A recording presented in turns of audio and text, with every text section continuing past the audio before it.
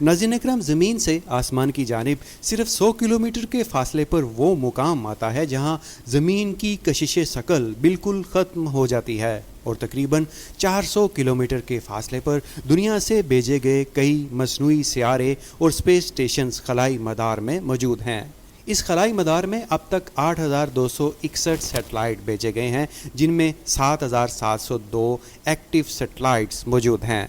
ज़मीन से भेजे गए मसनूई सैटेलाइट मुख्तलिफ फ़ौजी मकासद, नेविगेशन, जासूसी, मौसमियात, मवासलात, रेडियो, टेलीविज़न की नशरियात, फ़ोन और इंटरनेट की सर्विसेज दुनिया को फराहम करते हैं। खला में मौजूद ये सैटेलाइट रिपीटर्स के तौर पर काम कर रहे हैं। इन सैटेलाइट्स को ग्राउंड स्टेशन से जो सिग्नल्स भेजे जाते हैं वो ये दूसरे सैटेलाइट या स्टेशन की जानिब मुंतकिल करते हैं। इस तरह से मुख्तलिफ सर्विसेज को मतलूबा एरियाज़ तक सिग्नल्स के ज़रिए ही भेजा जाता है। रूस, अमेरिका और चीन दुनिया के वो ममालिक हैं जो खला में एक स्पेस स्टेशन कायम कर चुके हैं। ये खलाई स्टेशन दीगर सैटेलाइट्स को मॉनिटर करने, उनके और ग्राउंड स्टेशन के दरमियान सहूलत कारी का काम सर अंजाम देते हैं। इन सैटेलाइट्स और स्पेस स्टेशंस को हरीफ ममालिक की जासूसी और अपने दफा के लिए ख़तरनाक हद तक सहूलत कार बनाया जा रहा है। नए दौर में इन्हें ज़मीन पर मिसाइल फायर करने के काबिल भी बनाया जा रहा है। ऐसे लेज़र हथियार भी बनाए जा चुके हैं जो खला से दूसरे सैटेलाइट्स और ज़मीन पर भी वार कर सकते हैं। दूसरी जानिब ज़मीन से इन सैटेलाइट्स और स्पेस स्टेशंस को टारगेट करने के लिए खसूसी मिसाइल सिस्टम भी बनाए गए हैं। अमेरिका स्पेस पर जोहरी हथियारों के टेस्ट कर चुका है, जिसके बाद 1967 में बैनुल-अक़वामी खलाई मुआहदे और पाबंदियाँ लगाई गई थीं। इन मुआहदों के मुताबिक कोई भी मुल्क तबाही फैलाने वाले और जोहरी हथियारों को ना तो मदार के करीब रख सकता है और ना ही खला में। इस पर इत्तफाक सर्द जंग के ख़ात्मे के बाद हुआ था। लेकिन ऐसा कैसे हो सकता है कि जिस चीज़ का तजुर्बा अमेरिका कर चुका हो वो चीन और रूस ने ना किया हो। नाज़रीन अकरम, जदीद दौर में खलाई दौड़ अब खलाई लड़ाई बनती नज़र आ रही है, जो कि एक ख़तरनाक बात है। दुनिया पहले ही एटमी ताकत के नाम पर बहुत बड़े रिस्क में है, जबकि अब इंसान की नाकाबिले तस्खीर की ख्वाहिश खला को भी बड़े खदशात तक ले आई है। साल 2021 में रूस ने अपने ही भेजे गए नकारा सैटेलाइट को ज़मीन से मिसाइल के ज़रिए टारगेट किया और तबाह किया, जिसके नतीजे में कॉस्मोस सैटेलाइट के 1500 टुकड़े खला में बिखर गए। इस सैटेलाइट को 1982 में सोवियत यूनियन ने जासूसी के मकासद के लिए खला में भेजा था। ये सियारा 2 साल बाद नकारा हो गया था, मगर अपने मदार में तबाह होने से पहले गर्दिश कर रहा था। नाज़रीन अकरम, रूस वो वाहिद मुल्क नहीं है जिसने ज़मीन से खला में मौजूद सैटेलाइट को तबाह करने के लिए मिसाइल दागा है, बल्कि इससे पहले चीन सन 2007 में और अमेरिका सन 2008 में इसी नौयत की कार्रवाइयाँ कर चुके हैं। तीनों ममालिक दुनिया को ये दिखा चुके हैं कि हमारी रेंज दुनिया से आगे खलाई सैटेलाइट तक भी मौजूद है।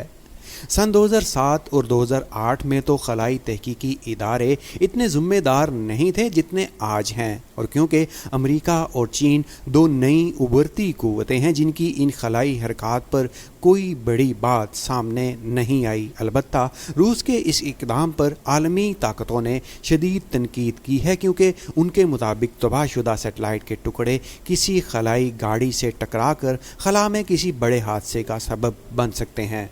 मुख्तलिफ आलमी खलाई इदारों की जानब से रूस के साल 2021 में टारगेट किए गए सैटेलाइट पर शदीद खदशात ज़ाहिर किए गए थे। खलाई माहिरीन के मुताबिक इस बार रूस ने अपना सैटेलाइट तबाह किया है, लेकिन ये ज़रूरी नहीं कि अगली बार भी ऐसा ही हो। सवाल ये है कि खला में कोई इक़दाम करने के लिए क्या कोई क़वायदो ज़वाबित होने चाहिए? कहीं ऐसा तो नहीं कि खला जंग का नया मैदान बन रहा है? माहिर फुल्कियात कहते हैं कि लोग खला को एक वीराना समझते हैं, मगर ऐसा नहीं है। अप्रैल 2021 तक के आदादो शुमार के मुताबिक 7000 से ज़्यादा सैटेलाइट ज़मीन से चंद 100 किलोमीटर ऊपर खला में तेज़ी से गर्दिश कर रहे हैं। ये सैटेलाइट 17,000 मील फ़ी घंटा की रफ्तार से गर्दिश कर रहे हैं और हर सिमत में जा रहे हैं। ये खेल के एक बड़े मैदान की तरह है जिसमें सब खिलाड़ी दौड़ रहे हैं। اپنے مدار میں رہنے کے لیے سیٹلائٹ کو اتنی رفتار سے گھومنا پڑتا ہے، یعنی بین الاقوامی خلائی اسٹیشن سمیت ہر سیٹلائٹ ایک دن میں زمین کے گرد تقریباً 16 چکر لگاتے ہیں۔ سیٹلائٹ کو عام طور پر مواصلات میں استعمال کیا جاتا ہے، جیسے ٹیلی ویژن کی نشریات، ٹیلی فون اور انٹرنیٹ، موسم کا جائزہ اور جہاز رانی کے لیے۔ سیٹلائٹ کے ذریعے زمین کی پوزیشن کو دیکھنا آسان ہے، اس لیے یہ آب و ہوا میں تبدیلیوں کا پتہ لگانے میں مددگار ثابت ہوتے ہیں۔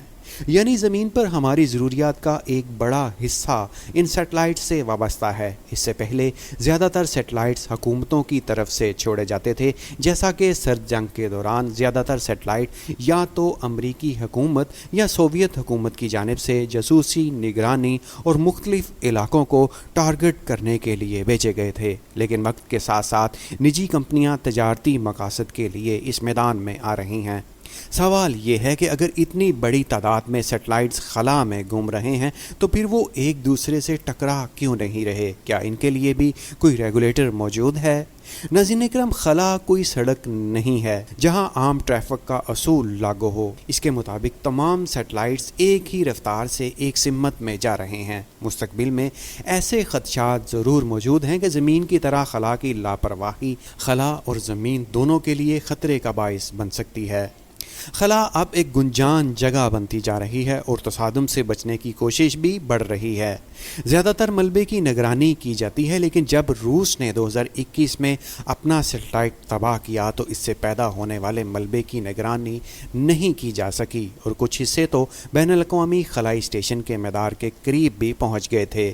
اگر کسی ملک کے اپنے ایک سیٹلائٹ کی تباہی اتنا بڑا خطرہ پیدا کر سکتی ہے تو اس سے اندازہ لگایا جا سکتا ہے کہ اگر جان بوجھ کر نقصان پہنچانے کی کوشش کی گئی تو کتنی بڑی تباہی ہو سکتی ہے۔ ناظرین اکرام، خلائی مشنز کو خراب کرنے کے بہت سے طریقے دنیا کی طاقتوں نے ایجاد کر لیے ہیں۔ ایسے اینٹی سیٹلائٹ میزائل موجود ہیں جو سیٹلائٹ کو تباہ کر سکتے ہیں، جی پی ایس کو جام کر سکتے ہیں اور یہاں تک کہ سیٹلائٹ کے آپٹیکل سینسرز کو عارضی طور پر ناقابل استعمال بنا سکتے ہیں۔ اس طرح کا خلل معلومات کو ہم تک پہنچنے سے روک سکتا ہے۔ خلا میں موجود سیٹلائٹ ہر 93 منٹس بعد کسی نہ کسی خلائی کچرے کے قریب سے گزرتے ہیں، اور کیونکہ گراؤنڈ اسٹیشن اور خلائی اسٹیشن کو ملبے کے ڈھیر کی درست لوکیشنز معلوم نہیں ہیں، اس طرح سے جس دن سیٹلائٹ تباہ ہونا شروع ہوئے تو دیکھتے ہی دیکھتے خلا میں موجود سبھی سیٹلائٹ تباہ ہونا شروع ہو جائیں گے، اور کیونکہ خلا چاروں جانب کچرے سے بھر جائے گی تو نئے سیٹلائٹس بھی بھیجنا مشکل ہو جائیں گے، جس کا نتیجہ یہ ہوگا کہ اب تک جتنی بھی جدید سہولیات سیٹلائٹ سے ہمیں مل رہی ہیں وہ ہمیشہ کے لیے ختم ہو جائیں گی، اور اب تک ان کا متبادل دنیا کے پاس موجود نہیں ہے۔ مطلب یہ کہ خلائی لاپرواہی سے ہم ٹی وی کی نشریات، انٹرنیٹ، فون سگنل، جی پی ایس سسٹم سے محروم ہو جائیں گے، اور جتنی بھی فضائی سفر کے لیے ایئر لائنز اور سمندری سفر کے لیے بحری بیڑے ہیں سب رک جائیں گے یا گم ہو کر تباہ ہو جائیں گے۔ اسی طرح خلا میں ہتھیاروں کا بھیجنا مزید بڑے اور خطرناک خدشات کا باعث بن سکتا ہے۔ ایسی جنگیں سائنس فکشن فلموں میں نظر آنے والی جنگوں سے زیادہ تباہ کن ثابت ہو سکتی ہیں۔